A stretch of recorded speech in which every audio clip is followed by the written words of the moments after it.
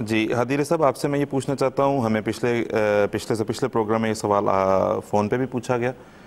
E mails میں بھی پوچھا جاتا ہے بکثرت، ویسے لٹریچر میں بھی اسے اٹھایا جاتا ہے اس مخالفین اسلام کی طرف سے۔ وہ یہ ہے کہ وہ کہتے ہیں کہ اگر اس بات کو مان بھی لیا جائے کہ اسلام نے جو ہے، قرآن نے جو ہے وہ دفاعی رنگ میں جنگیں لڑنے کی اجازت دی ہے، تو وہ یہ کہتے ہیں کہ خلافت راشدہ کے زمانے میں، بالخصوص حضرت عمر رضی اللہ تعالیٰ عنہ کے زمانے میں جو جنگیں لڑی گئیں، ان کا مقصد اسلامک ایمپائر کو، اسلامی سلطنت کا پھیلاؤ اور اس کا استحکام تھا۔ انہیں کسی بھی طرح سے دفاعی جنگیں ثابت نہیں کیا جا سکتا، یہ ان کا اعتراض ہے۔ میں آپ سے گزارش کروں گا کہ اس پہ وضاحت کر سکیں کہ کیا ہے۔ جزاکم اللہ۔ یہ جو اعتراض یا سوال کیا جاتا ہے، اس کی دو ہی وجوہات ہو سکتی ہیں، یا تو یہ تاریخی حقائق سے ناشناسی کی وجہ سے ہے، اس سے آگاہی نہیں، یا پھر جان بوجھ کر اسلام کو ملزم کرنے والی بات ہے۔ اس اعتراض کا حقیقت سے کوئی تعلق نہیں۔ بات یہ ہے کہ حضرت عمر رضی اللہ عنہ تو دوسرے خلیفہ تھے حضرت صلی اللہ علیہ وسلم کے، اور بات حضرت عمر رضی اللہ عنہ سے شروع نہیں ہوئی، بات حضرت صلی اللہ علیہ وسلم کے زمانے سے شروع ہوئی ہے، اور اس کا مذہب سے کوئی تعلق نہیں۔ جتنی جنگیں ایران میں ہوئیں یا دوسری طرف شام والے علاقے روم کی سلطنت تھی، اس میں جو جنگیں ہوئیں ان کا دین سے کوئی تعلق نہیں۔ اب اس کو میں تھوڑا سا جب تک پس منظر نہ بتا دوں واضح نہیں ہوگا۔ وجہ یہ ہے کہ حضرت صلی اللہ علیہ وسلم نے جو سن 6 ہجری میں بادشاہان مملکت کو خط لکھے، اس میں کسریٰ کو بھی ایک خط لکھا، لیکن وہ خط ابھی پہنچا نہیں تھا کہ 2 آدمی شاہ ایران کی طرف سے، کسریٰ کی طرف سے مدینہ آئے اور حضرت صلی اللہ علیہ وسلم کو گرفتار کر کے کسریٰ کے پاس پیش کرنے کے لیے آئے، اور انہوں نے جو سفر اختیار کیا وہ یمن کی طرف سے تھا، جہاں کسریٰ کا نمائندہ بازان بن ساسان حکمران تھا، گورنر تھا۔ اور جب حضرت صلی اللہ علیہ وسلم نے اگلے دن ان کو کہا کہ یعنی اس دن کہا کہ میں اگلے دن جواب دوں گا، کل جواب دوں گا، اور کل جب آئی تو آپ نے بتایا کہ رات میرے خدا نے تمہارے خدا کو مار دیا ہے، یہ اور جا کے دیکھو، اس کا حال پہلے پتہ کرو پھر میری طرف آنا۔ یہ جب خبر لے کر واپس گئے بازان بن ساسان کے پاس، اور وہاں سے انہوں نے آگے ایران جانا تھا بحیرہ ہند کراس کر کے، تو بازان بن ساسان نے یہ کہا کہ اگر یہ پیشگوئی ہے اور واقعی یہ نبی ہے تو یہ پیشگوئی پوری ہوگی۔ چنانچہ کچھ دنوں بعد تصدیق ہو گئی تو بازان بن ساسان مسلمان ہو گئے، انہوں نے حضرت صلی اللہ علیہ وسلم پر ایمان قبول کیا اور مسلمان ہو گئے۔ اس کے ساتھ پھر آہستہ آہستہ یعنی سن 6 ہجری کے بعد ایک سلسلہ چل پڑا مسلمان ہونے کا، اور آپ اگر جغرافیائی طور پر دیکھیں تو بحر ہند کی جو شمالی کنارہ ہے جس پر یہ یمن ہے یا عدن ہے، اس کے ساتھ پھر آگے مشرق کی طرف جائیں، کنارے کے ساتھ ساتھ حضرموت ہے، پھر بنو مہرہ کا علاقہ ہے، اس کے بعد پھر کونے پر جو مکہ سے مشرقی طرف بن جاتی ہے عمان کی سلطنت ہے، جو خلیج عمان کے اوپر ہے، اس کے ساتھ بحرین کی سلطنت ہے۔ تو یہ سن 6 ہجری سے سن 7 ہجری کے اخیر تک یہ سارے علاقے کے لوگ جتنے بھی بادشاہ یا امیر یا رئیس تھے یہ مسلمان ہو چکے تھے۔ منظر بن ساوا جو بحرین کے تھے والی تھے یا حکمران تھے، اسی طرح ایک فارسی النسل شخص تھا اسی وقت، وہ بھی بحرین کے ایک علاقے کا گورنر تھا، وہ بھی مسلمان ہو گیا۔ عمان میں جعفر نامی تھا، یہ جعفر نہیں بلکہ جعفر جیم یہ فیرے، وہ بھی مسلمان ہو گیا۔ اب یہ ایک طرف کسریٰ کا قتل ہو جانا رات کو، اور جب خط دوسرے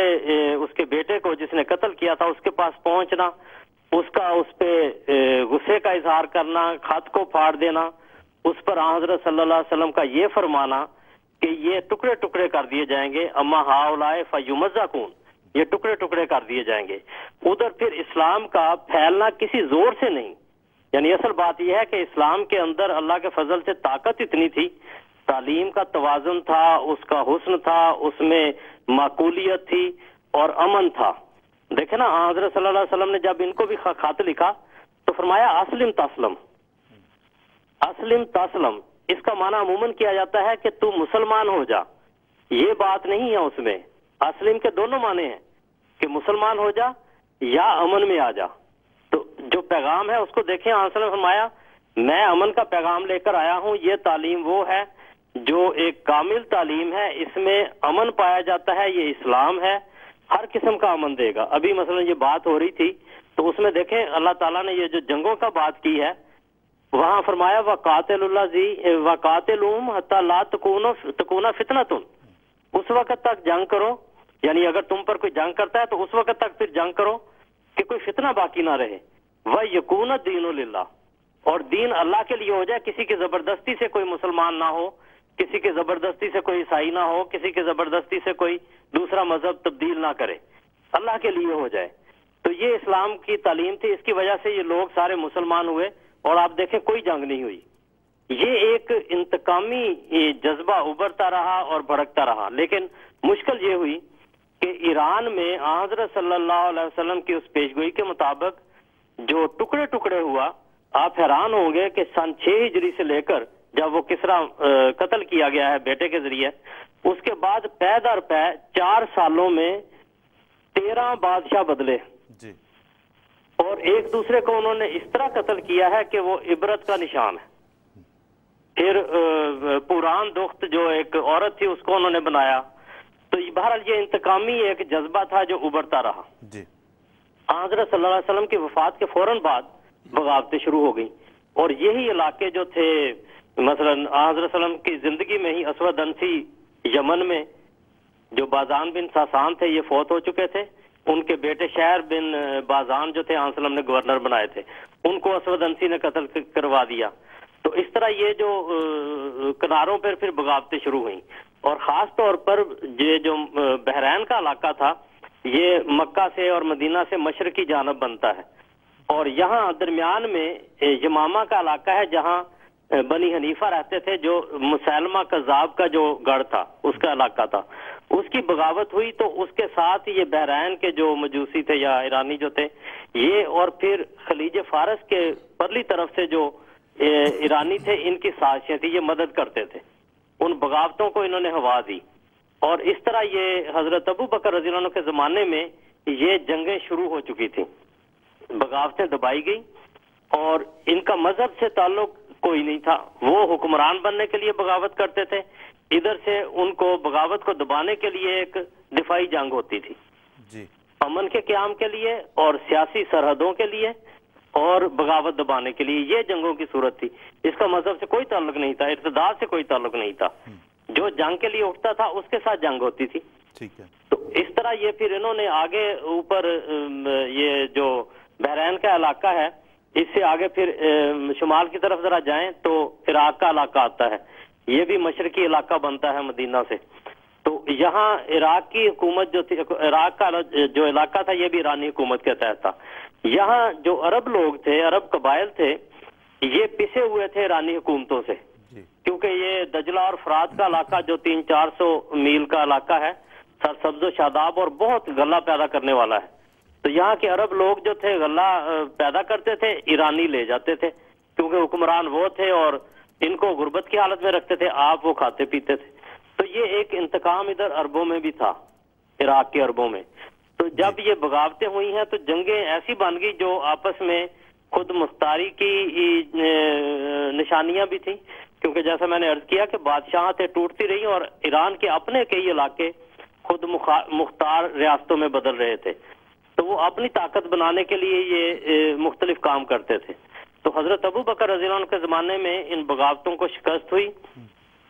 اور یہ لوگ جو شکست کھاتے تھے یہ پسپا ہو کے پیچھے جاتے تھے اور وہاں پھر اجتماع کرتے تھے، طاقت بناتے تھے، پھر حملے کی تیاری کرتے تھے۔ تو اس طرح یہ جنگیں آگے بڑھتی رہیں، جس طرح آگ سلگتی جاتی ہے،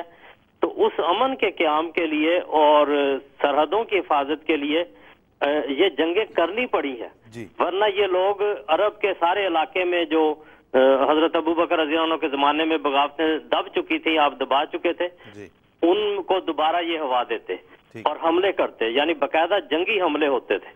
تو اس طرح یہ جو ہے نا مسلمانوں کو اللہ تعالیٰ کے فضل سے فتح ہوتی تھی. یہاں ایک اور بہت عظیم الشان لیڈر ابھرے جو بحرین کے بنو بکر بن وائل قبیلے کے ایک شخص تھے, مسنا ان کا نام تھا. تو ساتھ ہی قبیلہ بنو شیبان ہے, ان کا نام پتہ نہیں شیبانی کس طرح پڑا, شاید بچپن گزارا ہو وہاں پہ, لیکن اگر حالات پڑھیں تو یہ اس دور کے خالد ثانی بھی تھے. تو بہت طاقتور انسان یا جنرل تھے, انہوں نے بھی اسلام قبول کیا اور یہ مسلمانوں کی طرف سے بہت اچھا دفاع انہوں نے کیا اور جنگیں لڑی. حضرت خالد بن ولید بھی, حضرت اکرمہ بھی اور کئی صحابہ مختلف مہمات پر بھیجے گئے. تو یہ جنگیں جو تھی یہ پسپا ہوتے تھے, ایرانی لیڈر آگے جا کے دوسرے علاقوں سے مدد لے کر پھر جمعیت کرتے تھے. تو یہ حضرت عمر رضی اللہ عنہ کے ساتھ تو چونکہ مستشرقین ویسے ہی ادھار کھائے بیٹھے ہیں اس لیے الزام لگاتے ہیں, ورنہ اصل دیکھیں تو ساری جارحیت ہے جو ایرانی بادشاہوں یا گورنروں یا رئیسوں کی طرف سے ہوتی تھی, اور حضرت عمر رضی اللہ عنہ کے زمانے میں پھر آخر تک یہ چلتی گئی اور جنگ نہاوند اور قادسیہ کی جنگ کے بعد یہ سلسلہ ختم ہوا. اور یہ جو آخری ان کا بادشاہ تھا, چھوٹا سا لڑکا تھا, اس کو انہوں نے بادشاہ بنایا, لیکن جب یہ آخری اس کی شکست ہوئی ہے اس وقت 16-17 سال اس کو عمر تھی. یہ پھر سمرقند کی طرف چلا گیا اور فرغانہ میں پھر بیچارہ مارا پھرتا رہا. بالکل ٹھیک. تو بات یہ ہے کہ حضرت عمر رضی اللہ عنہ نے ایک موقع پر آ کر یہ اظہار کیا کہ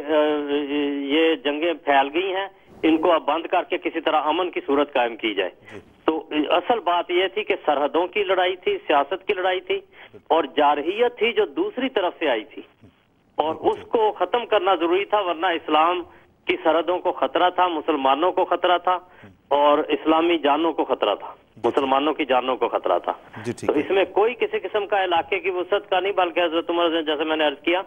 کہ ایک دفعہ اظہار فرمایا کہ یہ خامخواہ آگے چلتی چلی جا رہی ہیں, ہمیں مسلمانوں کی جانوں کی حفاظت کرنی چاہیے. اچھا, اس میں ایک حیرت انگیز بات یہ بھی ہے کہ اسلام کی تعلیم کی یہ خوبی تھی کہ پیغام پہلے پہنچ چکے ہوئے تھے, یا اس کا اثر تھا کہ یہ لوگ جو شکست کھاتے تھے ایرانی, ان میں سے بہت سارے بڑے سچے مسلمان بنتے تھے, اور وہ مسلمانوں کی طرف سے اپنے لوگوں کے ساتھ ہی لڑتے تھے, اور ان میں سے ارتداد بھی کسی نے نہیں کیا. تو یہ اس سے پتہ چلتا ہے کہ یہ جتنی بھی جنگیں حضرت عمر رضی اللہ عنہ کے زمانے میں تھی, یہ اس زمانے میں شروع نہیں ہوئی, بلکہ آن صلی اللہ علیہ وسلم کے زمانے سے اس کی ابتدا ہے, جو ایک انتقام تھی, ایک جلن تھی ایرانیوں میں, اور اس کی وجہ سے یہ پھر آگے چلا ہے. اس کو بند کرنا ضروری تھا, لیکن وہ بند اس وقت ہوئی جب یہ کلیتاً پورا خاندان وہاں سے نکل گیا. بہت بہت شکریہ. جی حاضر صاحب, جزاک اللہ, آپ نے بڑی تفصیل سے اس کا جواب دیا, شکریہ بہت بہت.